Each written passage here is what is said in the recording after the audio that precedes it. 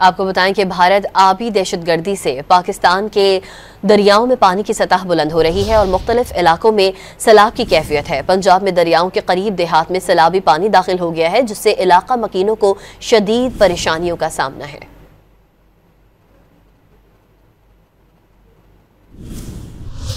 पाकिस्तान के मुकाबले में हर महाज पर नाकाम भारत पानी को हथियार बनाने लगा। दरियाओं में इजाफी पानी छोड़े जाने से पंजाब के मुख्तलिफ देहात ज़ेरे आब आ गए। मकानात और फसलें पानी में डूब गईं। बहावलनगर में दरियाए सतलुज में गंडा सिंह के मकाम पर ऊंचे दर्जे की सैलाबी सूरत हाल है। आर्जी हिफाजती बंद टूटने से 25 से ज्यादा आबादियाँ सैलाबी रेले की लपेट में आ गयी। हजारों एकड़ पर फसलें तबाह हो गयी। रहीम यार खान में दरियाए सिंध में चाचड़ा शरीफ के मकाम पर दरमियाने दर्जे का सैलाब है।